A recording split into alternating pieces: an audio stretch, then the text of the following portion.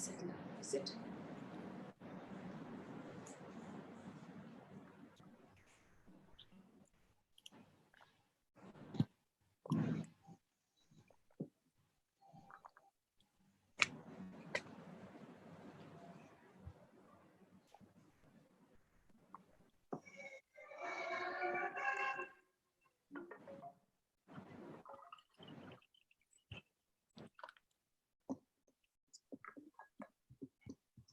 You.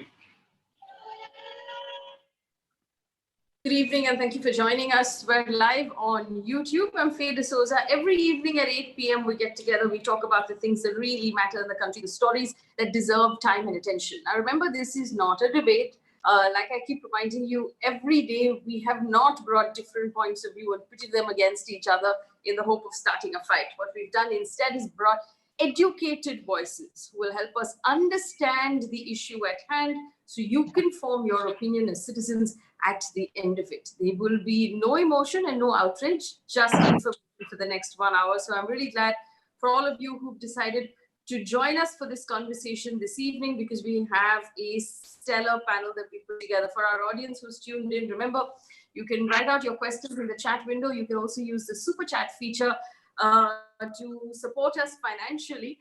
This is how we'll make salaries and continue to be independent. And please inform friends and family and other people who'd be interested in this kind of information to subscribe and hit the bell icon on this channel. Thank you so much for tuning in. Let's take a look at the topic this evening, the visa freeze in the US. Now remember, this is what has happened. On the 6th of July, shocking most students, the US Immigration Customs Enforcement, or ICE as they're called in the US, decided that they would make changes to the visa rules. They basically said that students must attend in-person classes in order to retain their F1 or M1 visas. If the university that they're currently attending doesn't have in-person classes and have turned completely online, as most of them have because of COVID, the student must either leave the country or must transfer to a different university or a different school that does in-person classes. Now, this affects about 2 lakh Indian students and has plunged everyone into terrible uncertainty. Also, let's remember, according to the Mint, 8% of the American universities, including Harvard, Princeton, Yale, Georgetown, have switched their classes online. So, which means that all of the students who've got admission into these prestigious institutes and universities are now wondering how they're going to make this happen.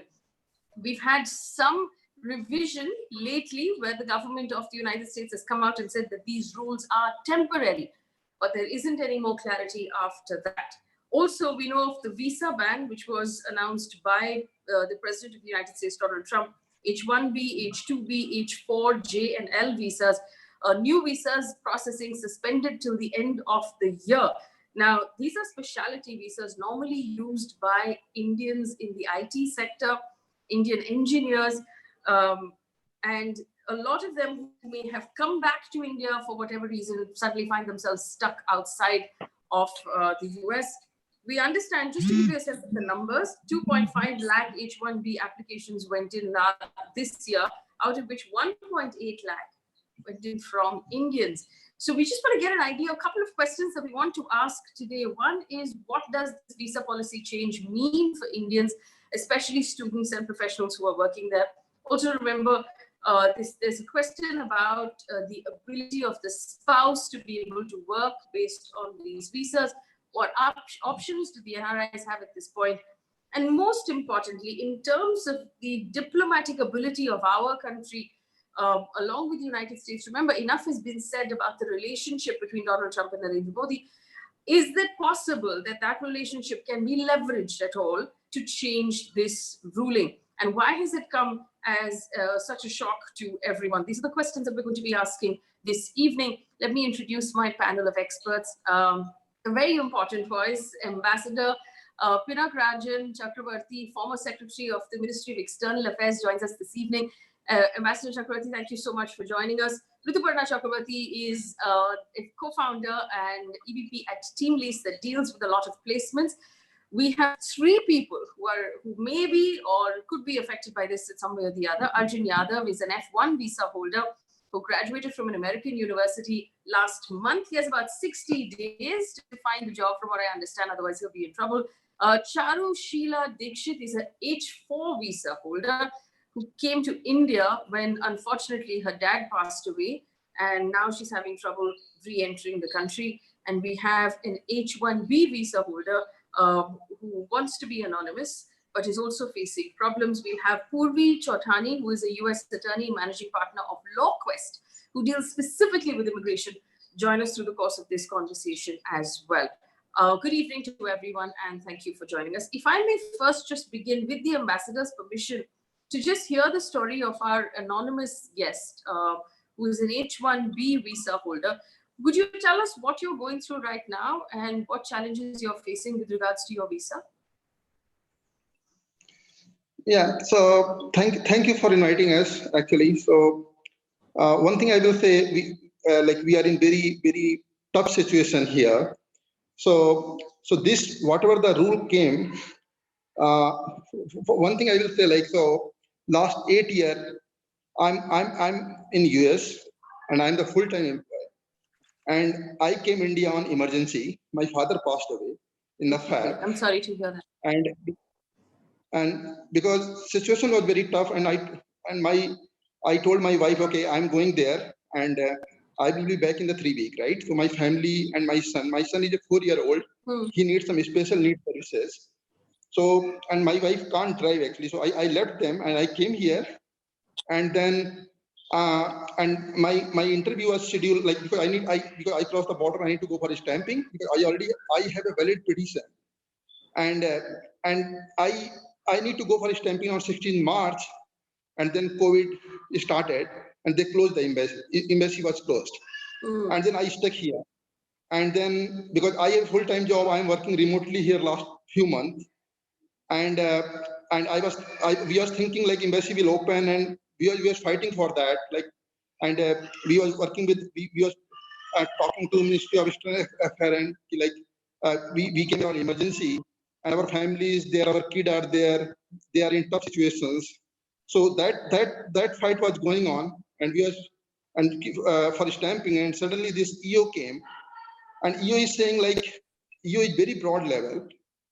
It's not, this EO didn't think about us, because I think their goal was they want to stop the new H1B, but we were also impacted because we have a valid job. We came just here on emergency, and we need to go for stamping, and then we need to come back to our home. But now this EO is stopping us to December. They are saying December, no H1B can be stamped. I don't know how because if someone is stuck here on the emergency, how you can stop? Because our family is there. They are not able to survive right now. I'm in very tough situation right now. I know new H1B, I understand, because they didn't started life in the US. They need to go, in fresh actually in US, and they need to settle everything. We are already settled. We have our house. We are a valid taxpayer, and like our family, our house, our car, mortgage, everything is there, and they stop. So I need help here. At least I want Ministry of External Affairs actually should at least explain our case actually to the US authority. At least they should stop. They should allow us. They should put us in the exemptions if you have a valid job, if you have a valid petition, and if your family is stuck. My son is US citizen, so they should help us to go back. That's the help I need. So we are in a very tough situation now. So first of all, my deepest condolences to you on the loss of your father. I know that this has been a very difficult phase for many families over the last few months. So our condolences to you, first of all, for that. Ambassador Chakravarty, good evening. Coming to you on this, if you could first help us understand why this could have happened, and diplomatically, do you believe there's any way out for cases like the one that we've just heard? Well, firstly, my commiserations to our young friend who's stuck here. And I would firstly say that, don't lose hope, be positive. And secondly, coming to your question about why it has happened, and is there a diplomatic solution? You must understand one thing very clearly, and that is whether to give a visa or not, or to change anything in a visa regime is a sovereign decision of a government. If today India decides that I will not give visa to a certain category of people, that's a sovereign decision, cannot be challenged by any other country. So that has to be understood. And it can only be then solved diplomatically. I am confident that the Ministry of External Affairs is already talking to the Americans. They've already, I think, made their sort of objections known to the Americans. Coming back to why it has happened now and why it is only up to December, the answer is very clear, at least in my mind. It's because of the presidential election. And I think President Trump, who is now trailing very, very badly from his Democratic rival Joe Biden, is now catching on these kind of issues, which he knows worked during his last election campaign. During the last campaign, he raised all these issues, and his constituency, the whoever right wing, Middle America, etc., who voted him to power. They want this because they say we are losing jobs. All kinds of, that's a political kind of debate that has gone on in the US for a long time. But let me also add here that Joe Biden, the Democratic candidate, has clearly spelled out that if he comes to power, he is going to do away with all this. But the point is that you are stuck till December because the elections are in November. But I do think that the dialogue that is going on between India and America on this issue could maybe lead to some solution for particular cases, like the case that we hear from our young friend here, that he's not for new cases. Okay, new cases, they can wait, or companies can perhaps reschedule their sort of, work schedule, or they can start working from here and then later get the visa and join the company there. But there are other cases, I'm sure. I think the lady there probably is one of those cases where she's a wife holding a, I think, H4 visa or something like that. And then she's stuck here because she came here also for some emergency. So the emergency cases, as far as I think, can be dealt with because they won't be very large. And I think that that window has to be found. I am not very,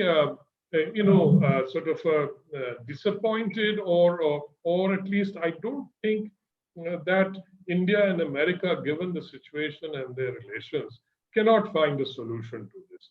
I have dealt personally on many of these issues when I was at the American desk in the Ministry of External Affairs, way back in the early 90s. And I do remember negotiating with the Americans,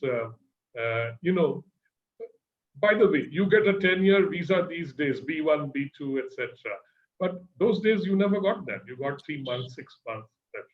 We actually negotiated an agreement with the Americans, who were also very positive about it. That look, if we have to give a visa to somebody and we have cleared him or her or him, why give it for 3 months or 6 months? Why not make it a longer period?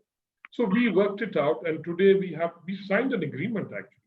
And anybody going to the US on certain category of business, or B1, B2, get a 10-year multiple entry visa, both sides. We also give them, they also give them. So that's the position today. Yes, our anonymous guest wanted to say something. Go ahead. Yeah. So one thing, like I will say, because this EU, whatever EU came, they have the exemptions. They already have exemptions, and like us, like we for us, they don't have any job, because we are already working, right? And we are not impacting any job, right? My kid is a US citizen kid. He's not impacting any job. So what help I need, because I know they already put many exemptions in the EU, and somehow they missed us actually, because we are here very like H4 and H1. who came here on emergency, like suppose father passed away or mother is sick. We are not impacting any economy. We are not impacting any job, just because our count is very less. And what help I'm looking, at least somehow, if Indian government should pass our communication to them, okay, whatever you came, I know that is your rule, but at least these guys are not impacting your economy. These guys Okay. not Right. So your argument is that you're not impacting anyone, and so why should you have to go through this? Charushila Dixit is also with us. She's an H4 visa holder. Would you tell us what your problem is, Charushila? Yeah, basically, I came to India in March. March 13th, I reached here, and my father passed away on March 11th. So I came, it was already devastating for me. I reached really late because I have few complications while coming to India as well. My flight got delayed until the time I reach here. The complete funeral and rituals were done because they were not sure because of this corona thing, COVID-19, whether I will reach in India or not. So basically, I reached on 13. I had my visa appointment on 29th. And I am eligible for a Dropbox. So I don't really need to go to consulate and have an interview. So my appointment was 26th. Yeah, it was 26th. So I was just supposed to go to Pune office and just drop my passport over there. And usually you get these passport in 1 week. And if they have any problems, then they ask you for biometric or interview. But it's been like complete clear case. My husband is in US since last 12 years. He did his master's there. And I'm there in US in Houston since last 8 years. So basically I came with my US citizen son and just stuck here. First, it was like we were hoping that, okay, consulate is closed and they will open maybe 3 months or 4 months and it will be fine. But when this proclamation came, it was really devastating because my son is here, my husband is all alone there, and situation in US right now is really difficult. First thing, I'm from Houston, and the situation, COVID situation over there is really bad, and on the top of that, we are not there. So my husband is really struggling. Kind of, he's feeling alone as well. So yeah, it's getting difficult day by day that we don't know what's going to happen, and we are just hoping that we are running a lot of Twitter campaigns. We are trying to email this different senators. We are trying to be in touch with congresswomen who are from Houston. And yeah, my congressman was really helpful. She emailed to Delhi consulate to ask what is going on. Then when I told her that my US citizen son is with me, so then again she contacted US Department of State in Washington. They also emailed her a same thing, that we won't be able to do anything even though your son is citizen. So you just can't enter in US till December. And one more thing, I'm working, even though I'm on H4 visa, but I've got a work permit 3 years back. So recently, maybe a year back, I started working. And I just got a email from my employer that we cannot wait now. We were already waiting for 3-4 months. And I'm sorry. And I just half an hour before I lost my job. I was working in a clinic as a practice manager. I myself is a doctor and I have a public health background. I was working in clinic and he just told me that, sorry, we won't be able to wait anymore, because I don't have any confirmation like when I'm going to enter. So he cannot just wait for me till December. It's difficult for clinic to manage, and also I just lost my job. I'm so sorry, Charushila. I mean, the loss of your father and the loss of your job and being separated from your husband in this fashion must be terribly distressing.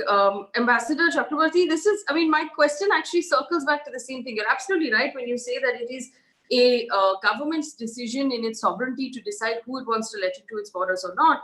But this much uncertainty, so many people, isn't there any negotiation? Do you have any hope that these negotiations between our MEA and the US government might bear some fruit before December, or will people like Charushila have to wait until January next year? Well, when I said it was a sovereign decision, that's for the record, so that people know that it cannot be challenged legally, or you have to influence the American government, particularly the Trump administration, to deal with this in keeping humanitarian aspects in mind. So that's the argument that we will have to make. And I think all those who are stuck here and their larger community of H-1B visa holders, the Indian companies, the American companies, the congressmen and women and senators, I think a huge campaign is necessary. Although I don't think Trump is going to budge, except maybe give some concessions or increase the exceptions that we know that there are there for some emergency cases, or say somebody whose parents have passed away during this period. So I think this needs to be negotiated. And I think the Indian government is certainly doing it. MEA, I know, is in touch with their counterparts. But the problem is that you are dealing with an administration which is not very predictable. And in my view, and he's doing it for a purpose that I have already sort of outlined for you, that he wants to win the next election. And he doesn't care about what is happening to others, to individuals, etc. Ambassador, so if he wants to win the next election, isn't it also true that Trump has bent over backwards to woo the Indian American voter? Won't this have some impact on that, on goodwill at least? Well, they must be making his re-election campaign manager and his whole team would be making those sort of that balance sheet. That look, if we do this, how many votes we will lose. But then if you lose and you gain votes, for every decision that you take, particularly in a democracy, and particularly in a democracy like America, where lobbies, etc., are so strong, and there are very, very clear voting trends that you can see depending on what kind of voter there is. So I think they would have taken this decision keeping that in mind, saying that perhaps this is going to help them gain a few extra votes.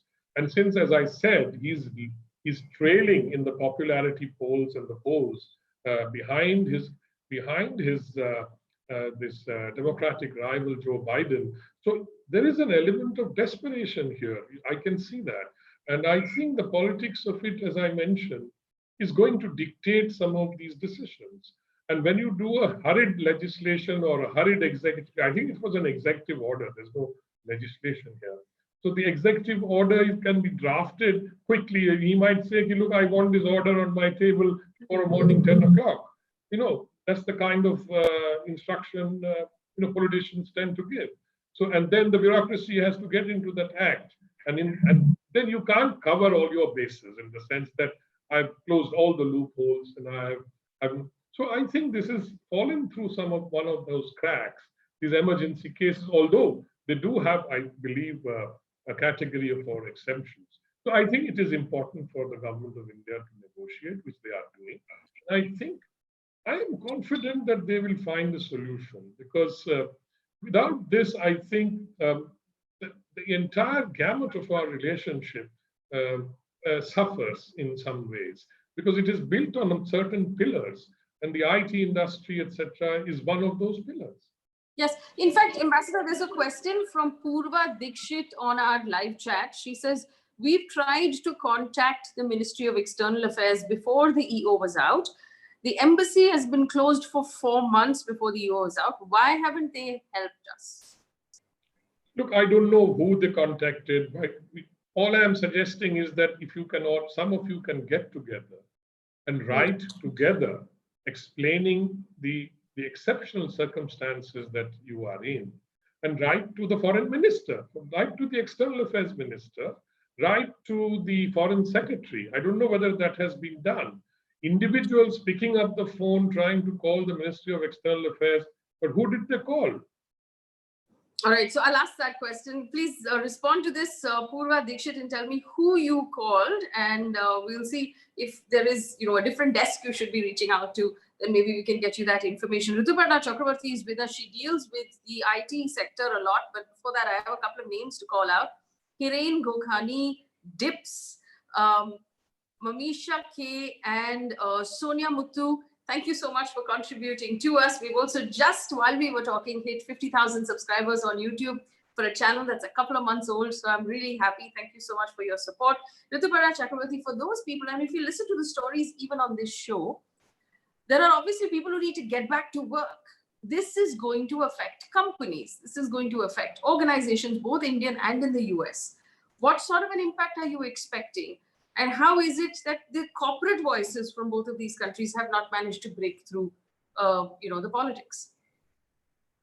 So I think I completely agree with whatever Ambassador just said. I think those conversations, those lobbyings, those are going on. I think they are going on between government to government. They're going on between, I'm sure NASSCOM is very deeply involved in what's going on and is in close touch with the Ministry of External Affairs or whoever are the stakeholders in this.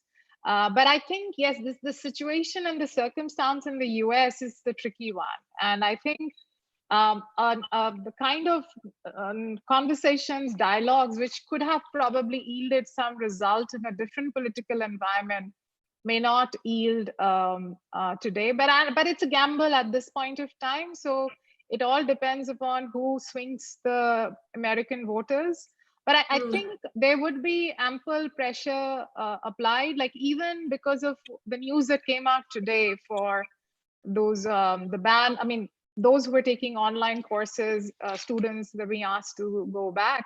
I think there is already a deliberation, which I hear have happened between Delhi and Washington on this subject. So I'm sure those conversations, it's a tricky situation. I don't think there is an easy answer to this, but I don't think Indian corporates are sitting back and waiting for things to just happen. I'm sure, I'm very confident that the deliberations are on. And let's remind ourselves that, again, Indian talent are going and working in US on account of the fact that that talent exists in India and it's needed in the US and it's valued. If local talent was available in the kind of volumes and quality that Americans or American companies aspire for, you would not have seen so much of an exodus or so much of import of talent. So that's my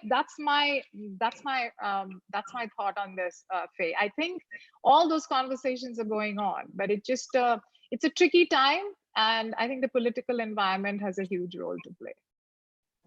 Ambassador, quick question to you, and I'm just going to pop this up on the screen. The Print has done a story about quoting sources, saying, according to official sources, New Delhi will raise the issue on the move regarding student visas, which has come as a surprise, it says. Yep.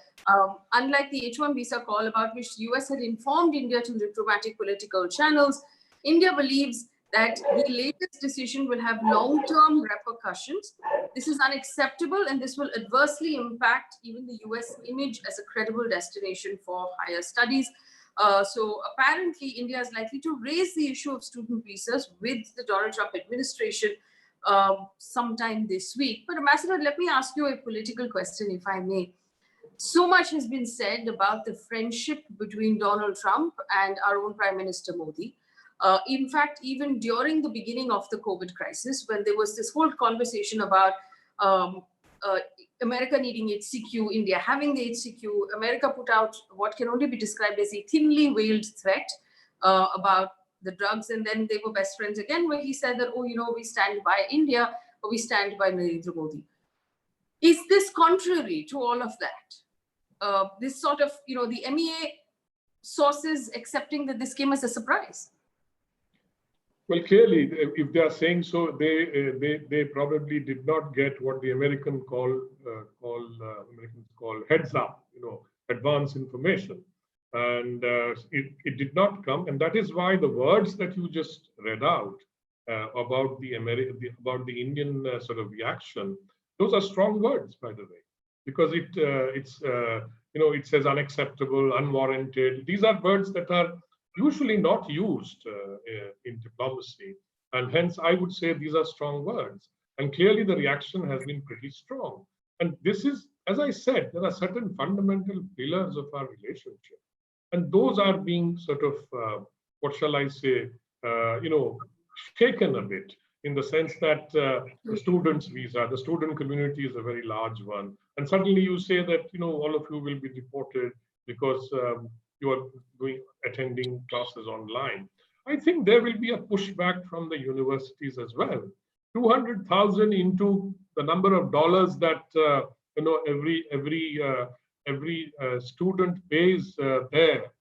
It's a fairly largish figure. I mean, you can scoff at it saying for America it's nothing, but then I don't think so. I think the universities want diversity. America has thrived because of diversity, because of human capital that has gone from the rest of the world into the USA. And why is it a leader in innovation? Look at the companies headed by Indians, for that matter. And I think Americans know that. I mean, they are not. They understand all that. But let me say again that this is politics being played out at the cost of individuals. That is the fun. And the government of India will certainly take it up. I am quite confident, because having done myself all these things before at some time, we are definitely talking to them. But there is no point getting into what we say here into tu kind of a match or something. It has to be done quietly. We have to reach out to the constituencies in America. The government will do its bit. Government to government will do. I think business to business have to do, and people to people have to do when they contact the congresswoman, as I said earlier, congressman, congressperson. So all that pressure has to be built up. All that pressure has to be built up through lobbying and through political lobbying, etc. That is how America works. I mean, in the sense that when you lobby, there are lobbies galore in America. Every street every room in the Congress is frequented by lobbyists of all kinds. I mean, business lobbies, this lobbies, that lobby, country lobbies, or you want something from the Americans, you start lobbying, for something or the other. So I think that's the way the system there works. So. And there's, Ambassador, here's the thing. You did mention Biden, and we know what the Democrats also feel about this. Now that it's a binary unless Kanye West wins the election, which is I mean, from the last time, we should learn not to laugh at anything when it comes. No, I know. I couldn't help laughing, but. Well, setting aside, let's put a pin in that possibility of Kim Kardashian being the first lady of the United States. Let's come back to these two options of Donald Trump with the second term and Joe Biden with his first term as president. But my question to you is this: let's assume after all of this is over, when we, after all of this is over, is it likely they will reverse this and go back to normal, or is it possible that COVID is now going to make a lot of countries more nationalist, more protectionist, and they're just going to say, you know what, we'll loosen a little bit, but we're not going to go back to what it used to be? What are the odds of that happening, Master?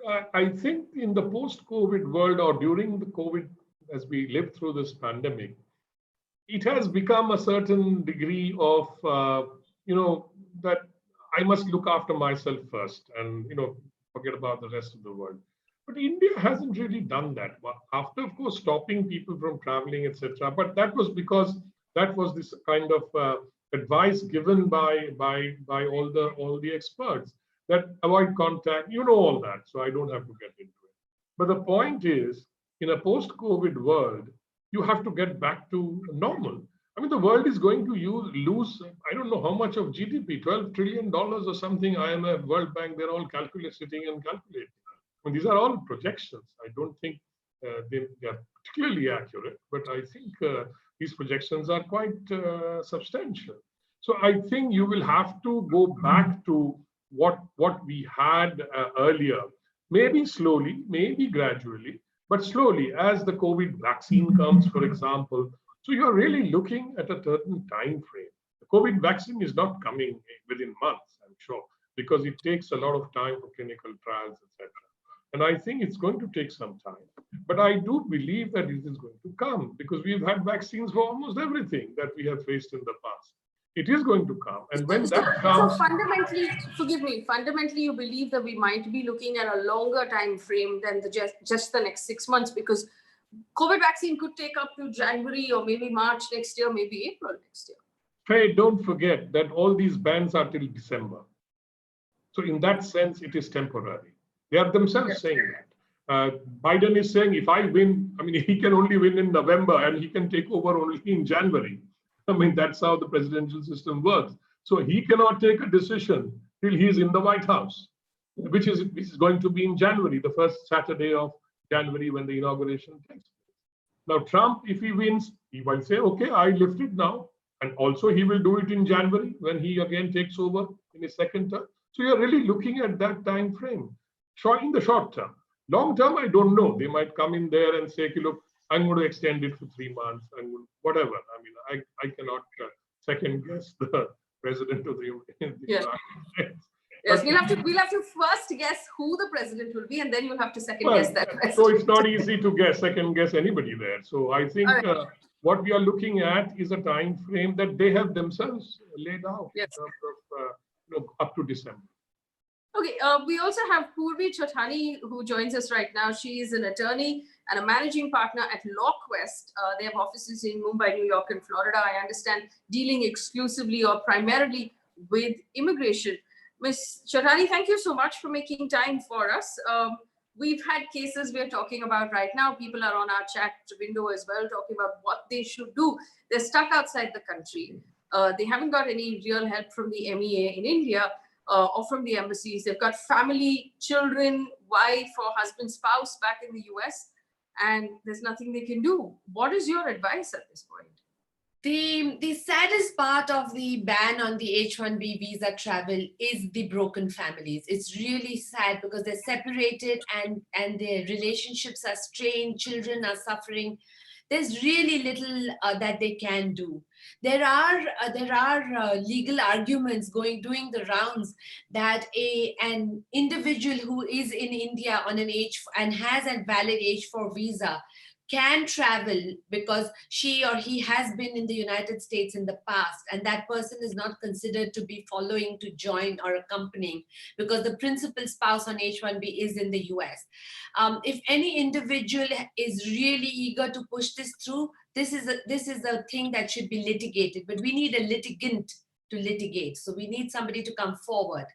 But what companies are doing is they're consolidating their resources, and many associations are also leading, and they're going to take the government to court even on the H-1B ban, because the H-1B ban also has financial ramifications.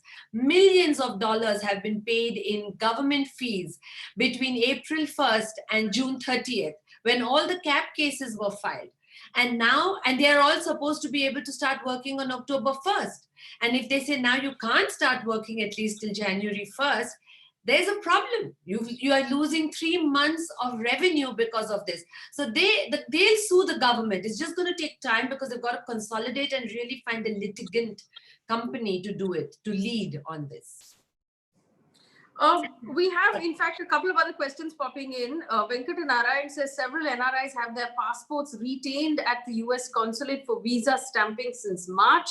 Do NRIs or MEA have any leverage to request those passports to be stamped and sent back to them? They won't have leverage to get them stamped and sent back, but you can definitely write and ask for them to release the passport. They can't hold on to your passport, but you can't force them to give you the visa. Okay, so basically you can ask for your passport back, but your chances then of getting back in line, getting your appointment done all over again will be much longer. Now I want to move to the student angle, and we've talked about what's happened with families, with what's happened with working people. Arjun joins us right now. Arjun and I were colleagues at one point, and then he decided to go off to the US and study, and we wished him very, very good luck. So very happy to know that he's graduated about a month or so ago. But that puts you on the clock, doesn't it, Arjun? What's happening with you? Yes, absolutely. And even before the new policy was announced, COVID took its toll on international students in a huge way. Think about all the students who were living in college dorms, but just because the universities are now shut down, they have to find new housing.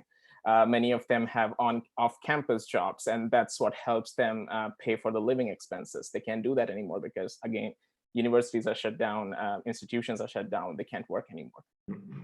And so all these challenges that these scenarios are kind of presenting to them. Amidst that confusion, they learned that the international travel is shut down. So their own country is not going to allow them to enter. So they feel in a way cornered from all ends. And do remember that these guys, like, these are practically kids. These are undergrads who are 18-year-old, 20-year-old, 21-year-old, who have probably lived with their parents all their life in India. So with all this confusion kind of targeting them, including me, I had an internship at Disney, which had to be cut short by a month and a half. So I personally felt, in a way, victimized by this scenario. But what really helped me is to get to the truth of what was really happening, because that was the only way I could, in a way, comprehend what the future might entail. So my understanding of this whole assessment in layman terms is that the Trump administration, what it's trying to do is project an image that it was very successful in its handling of COVID-19 crisis. Arjun, forgive me. I just want to understand. So if I was informed correctly, you need to now find a new job in the next 60 days in order to stay in the country. How does that work? What's going on there?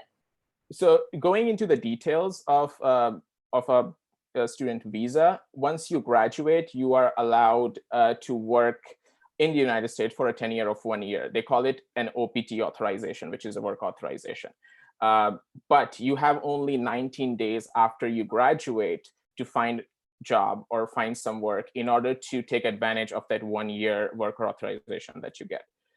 So mine started on June 15th, and it's practically almost July 10th. So I'm already 1 month past the window of 90 days. So that's what is the job market like right now for you? The unemployment rate is at 11%, very much like India. So it's practically dry spell out there. In my industry, which is film and TV, because the productions are completely shut down, that kind of intimacy just cannot be granted. So no one is hiring right now. All that is happening is pre-production or development, and that allows for very few jobs to actually be in the market right now. So it is. Arjun, does this put pressure on you, on your plans to pay back your student loans or to generally recover the money that you had spent on your education? Yeah, absolutely. I mean, part of the reason that most of the students come to United States and pay really, really hefty tuition fee, like the tuition fee alone on average is $200,000, barring the living expenses.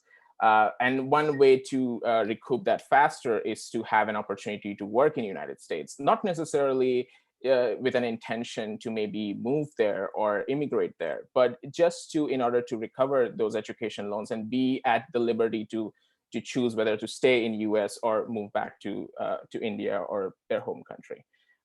So this crisis, in a way which is very similar to the financial crisis, does put a hold on those plans, at least for the near future. Thank you, Arjun, for sharing that story with us. Taking this back to the ambassador. Ambassador, I mean, what I just would like to add something. Yes, okay, Charu, go ahead. Yeah. Now, in my case, at least I was working. Now it's a different issue that I have lost job, but there are a lot of people in H4 group who doesn't have the work authorization. Like I know one of my friend, her 4-year daughter, she's waiting for her H4 stamping. So basically, husband and wife both has a stamping. Husband is in US right now, and 4-year daughter, she's still waiting for stamping. She had an appointment and they just canceled it. So how can be a 4-year daughter will be the threat for US job market? So there are a lot of cases like me, but yeah, there is a huge population. They don't have work authorization. They are just spouses. They are H4. They go and they are staying with the family, and now they're stuck just because they are threat. So not every H4 is threat for government. Right.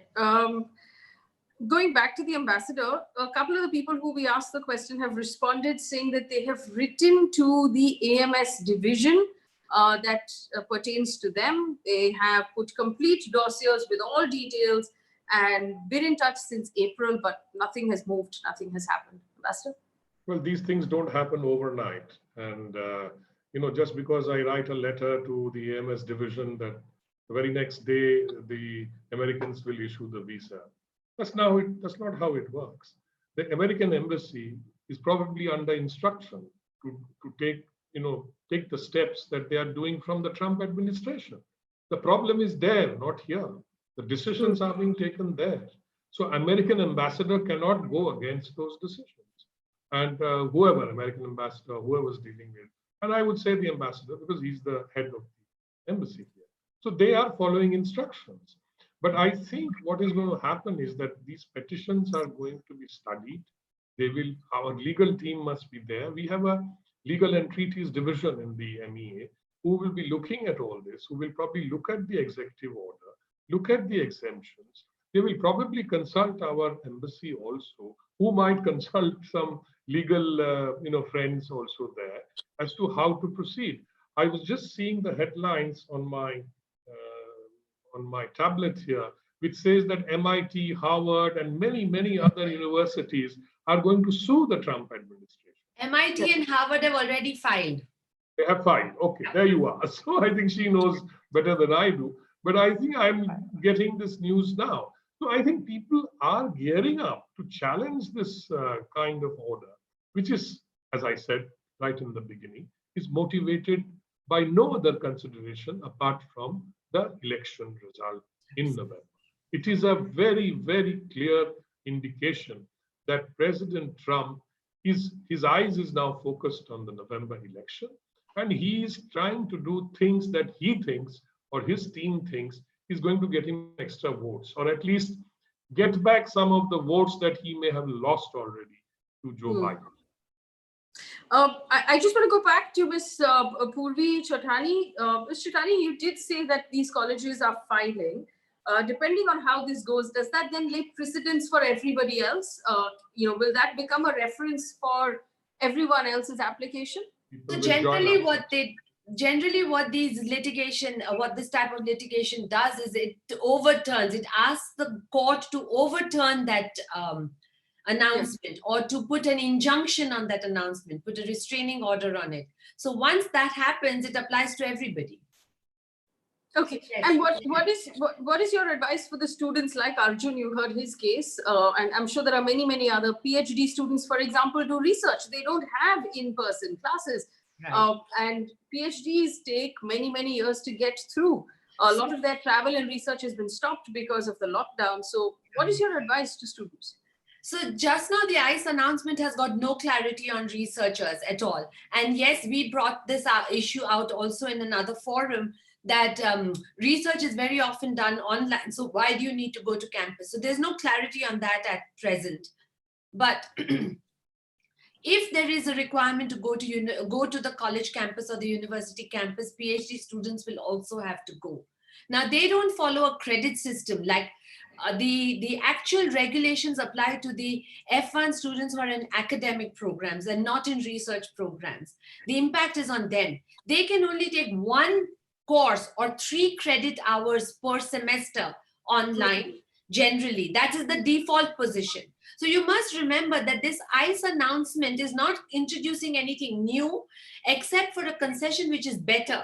They are going back to the default position which has been in place since 2003, revised in 2012, that said that you can only do 1 course or 3 credit hours a semester online. In the COVID period, they gave a concession and said you can do all your courses online. Now they've gone back to their default position and added a 3rd provision about the hybrid programs, where you can combine online and in-person classes at a better ratio than what was allowed, but they've not announced the ratio as yet. So we've got to wait and watch. My advice to students like Arjun is, Arjun, on your OPT, you can do voluntary work. So if I were you, I would, anyway, you're not going to find a job to pay you easily. So if you can gain experience, even by doing voluntary work, I would do that. I would advise you to do that. For students who are stuck outside the United States, for people who are in India and who can't go back unless they have the in-person courses, my advice to them is take a step back, reassess your situation. It's okay to sit out a semester. It's okay to study in Europe and gain credit towards your college degree. It's okay to take a gap year and think things through and acquire different skills. A year in a lifespan of 70, 80 years is not too much. So just think, step back and reassess and reconsolidate.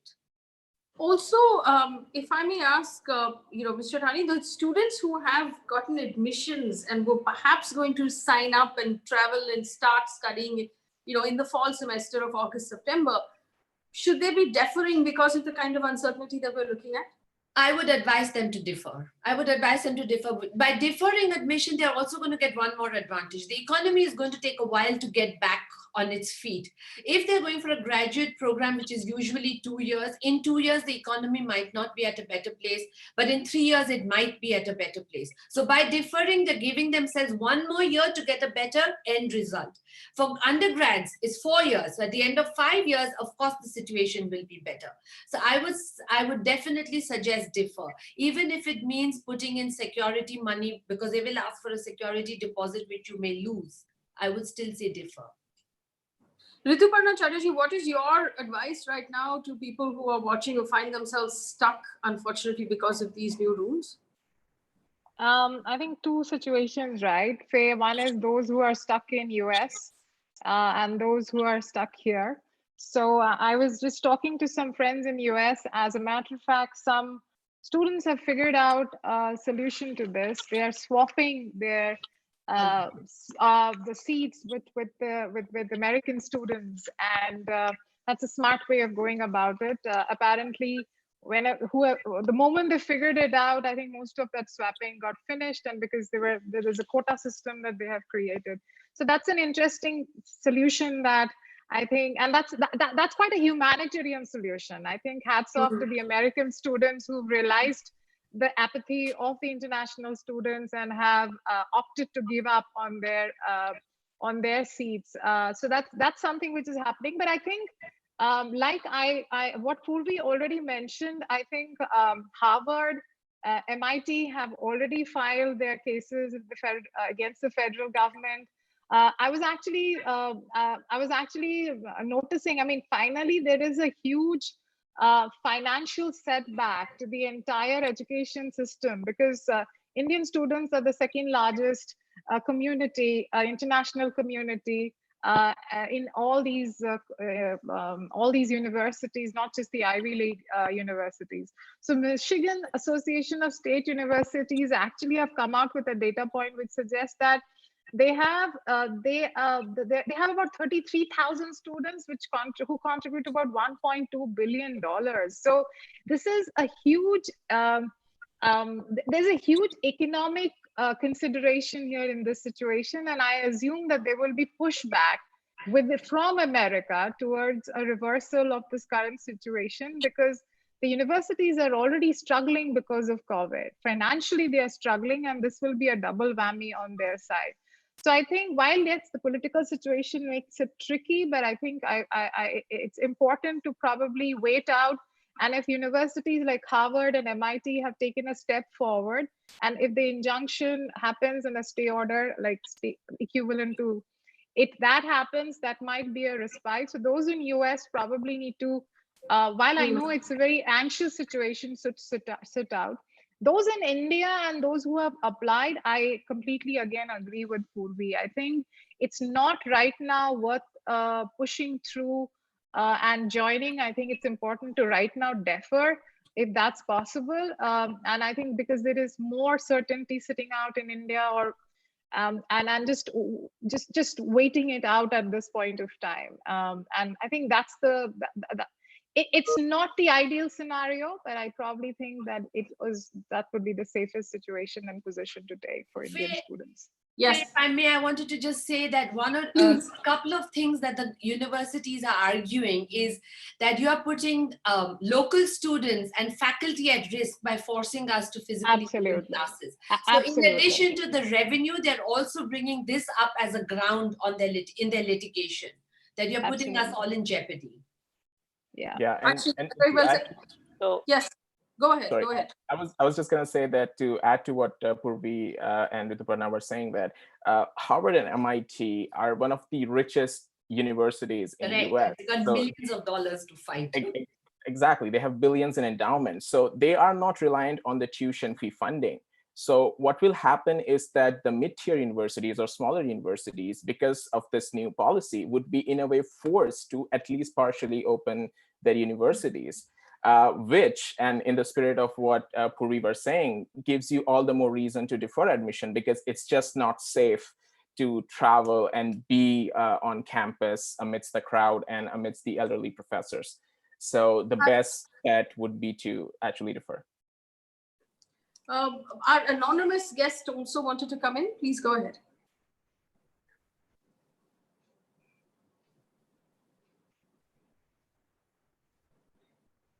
I think you need to unmute yourself. You need to unmute yourself. This is, Yes, go ahead. Go ahead. We can hear you. can you hear me? Yes. Yeah. So just highlight a few things here.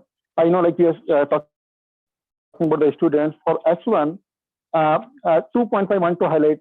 So one is, like, I know, like NASCA and many companies are trying to pull back about the EO, but like our case, like family separation, our number is very less.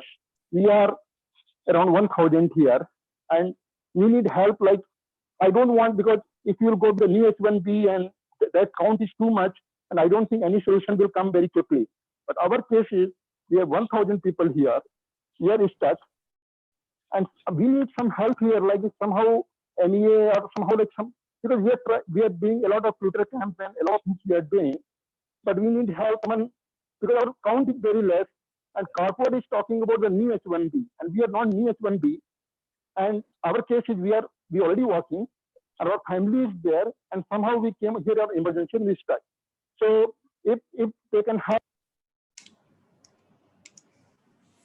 So yeah, that's something forum I want to maybe Mr. Chakraborty can help, or so because our count is less and we are struggling right now. And my family, like right now, my wife is struggling for basic need in the US. She's locked in the home more than 100 days. So hope someone can help. I just would like to add something in that too. Yes, Charu. Yeah, basically it's the same for H4s as well. Our spouses are in US. We are also struggling. We want to see them. So what can we do in this case? Because now I have a US citizen son. He's going to start his school next month. I don't know what to do with his school now, because otherwise he's going to lose his year. I want to say something here, which is not really very kind, but I think we need to be aware of it. All the people who are saying that they are separated and they want to be together, the US government is going to say, but who's stopping you from leaving the country? The fact that the Indian borders are closed and the fact that the young children cannot get visas is a separate matter. But the government is going to say, we are not stopping you from reuniting with your family. So on a humanitarian level, you are 100% right in feeling hurt and losing out. But from a government perspective, the US has got an argument. The other thing is that even if you have a US citizen child and you don't have a visa, the Indian Post, I'm sure the ambassador can vouch to this, the consulates are taking applications from the foreign children and granting them visas on humanitarian grounds, even though their operations are either closed or partially working. So there is a way to get back with your family, though it may be a huge economic setback for you. Because right now we have a approved petition. I have a I-797 which is expiring in 2022. It's not like that. Only thing what we don't have is stamping. You'll get it in January. You'll get it. That's what the problem is right now. We want them to exempt it and we are waiting. Like, yeah. When the going was good, no, you were happy. No, now sometimes, I mean, I agree it's terrible, but you'll get it in January. Oh dear. Actually, so I'm going to ask an unpopular question, Ambassador. Is it like, are things likely to get worse before January? I mean, we are at this point. Poorvi seems to think that it's not going to get better before January. You seem to think it's not going to get better before January either. I want to pop this up on the screen. And I'm quoting Donald Trump here. Extraordinary times require even closer cooperation between friends. Thank you, India and the Indian people, for the decision on HCQ. Will not be forgotten. Thank you, Prime Minister Narendra Modi, for your strong leadership in helping not just India, but humanity in this fight. And then the Prime Minister responded saying, fully agree with you, President Donald Trump. Times like this bring friends closer. US-India partnership is stronger than ever. Now, this notwithstanding, first of all, what happened to this friendship, and why is it that when push came to shove, President Trump did not actually come through on the friendship? And two, is he likely to have more of these unpleasant, cards up his sleeve before January? Yes. I think those words that you just read out are just that. They are words. I mean, in the sense that politicians say all these things and to create a particular perception, etc. But when it comes down to brass tacks, the negotiations are very, very difficult and hard because each country wants to preserve its own interest, etc. Anyway, I don't want to give you a lecture on national interest. But, so Faye, sorry. Yeah, no, let the ambassador finish and then I'll come back to Poorvi. Yes. Yeah, what I was trying to say is that these are mere words. But your next question was whether more surprising things could happen between now and December. I will not put my shirt on it, nor any money, because who knows? Something else might happen in the international sort of, South China Sea, something could happen, trigger off a small conflict. That could lead to other things. The USA has already announced, by the way, I think you would probably see it. My work on anti-bullying. That they are banning all Chinese military officials from visiting the USA. So I think things are, going towards a certain, a denouement, as we say.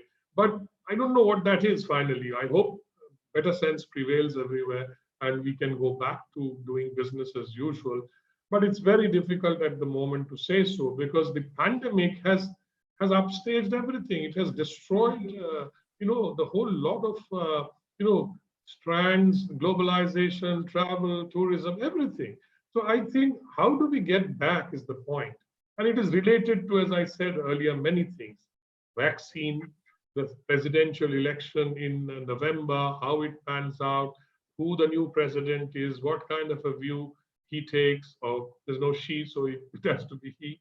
So I think these are some of the factors, and we cannot by any benchmark, say with any definite kind of, thumping the table said this is going to happen. So I think there are a lot of uncertainties, and let us live with those uncertainties. To students who were planning to go to the USA, because I have some experience of that, is that if you are going for undergraduate, I would recommend that you do your undergrad here, go for your master's. And if you are doing master's here, finish your master's or do an MPhil and then head for the USA or wherever that you want to go. Because I know my son did that. So I know I'm talking from experience. Poorvi wanted to say something. Go ahead. Yes, when you said are things going to get worse before they get better, if you see President Trump's proclamation of June 22nd, it is pretty scary. In section 3, he has put out an instruction to the Department of Homeland Security and Department of Labor, asking them to review the H-1B and other programs, including the EB2 and EB3 programs, which are the people who are on the green card track. They've already been waiting for a decade or longer. He's asked them to review this and revamp it if they find that it is harmful to the American economy or American job market. So if anything comes out of that, it's definitely going to be worse than what it is now. One of the things he wants to ban is the age for work authorization that many spouses have. So Charu, pray that doesn't happen. You'll get your visa in January. No, because I am worried for that since last 4 years, because after every month I was watching the news and I was reading every month. Oh, it's gonna come. It's in the court now. You're going to get result, and H4EAD is going to take off. Yeah. And just a year back, I got a job and I was like so happy, and then suddenly I was totally shattered. What if they Absolutely. So we've run out of time on this conversation, but we're going to keep coming back to it, obviously, because this is an evolving situation. Hopefully it will evolve positively for all of the people who are part of this conversation, who are stuck, separated from their families, separated from their jobs. Remember, early this year, all of India stood up and said, "Howdy, Trump," or Namaste, Trump, and we had this big event for him in Ahmedabad, and hopefully that some of that fuzzy, warm feelings is something he's going to keep in mind, and maybe things might get better. But for now, I suppose we're going to leave it at the experts telling us that January might be the best bet for those people who are in the country and want to go back to the US. Unfortunately, not great news for them, but we're going to, like I said, track this developing situation and bring you as much information as we can. For our audience, thank you for joining us. Thank you for the support. Reha Bhatia, Hiren Gukani, Dips, Harsh Sabla, thank you so much for supporting us. Charu, you can let your son jump into the frame. It's not a problem. This is not such a formal conversation. We'd love to see him as well. I know that he's been popping into your frame this entire time. There he is. So we wish you both very, very good luck, and we'll try and put you in touch with people who might be able to help you. I want to thank the ambassador for being so generous with his time. I overshot and took 5 minutes more than we had bargained. But thank you everyone for being part of this conversation. Remember, we'll be back again tomorrow at 8 p.m. I'll see you then. Thanks for watching. Good night. Thank you.